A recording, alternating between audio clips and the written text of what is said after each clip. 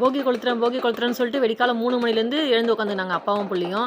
அவங்க எந்திரிச்சது இல்லாமல் என்னையும் எழுப்பி வந்து தொந்தரவு, எனக்கு சளி பிடிச்சிருக்கா என்னை விட்டுடுங்க 5 மணிக்கா எழுப்புங்கப்பா அப்புறமா கொளுத்தலாம்னு சொன்னால் கேட்கவே இல்லை. அதுக்கப்புறம் எந்திரிச்சிட்டு எடுத்து வச்ச துணியெல்லாம் போட்டு கொளுத்த ஆரம்பிச்சிட்டோம். என்னோடய பசங்க வந்து வீட்டில் இருக்க மொளை வந்து அடிச்சிட்டு இருந்தாங்க. பக்கத்து வீட்டு பசங்க வந்து பெரிய மொளை எடுத்துகிட்டு வந்திருந்தாங்க. அவங்க அடிக்கிறாங்க விடிய அடிக்கிறாங்க. நாங்கள் போகி கொளுத்தி முடிச்சுட்டு வந்த பேரை கூட அடிச்சிட்டு இருக்காங்க.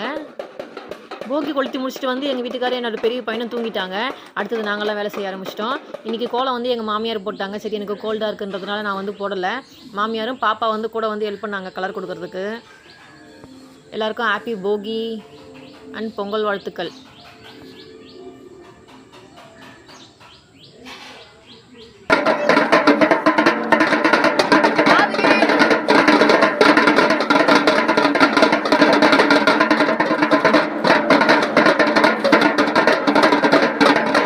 இன்னைக்கு ஃபுல்லாக இதே தான் அடிச்சிட்டு இருப்பாங்க போல். அவங்களுக்கு என்டர்டைன்மெண்ட்டாக இருக்குது.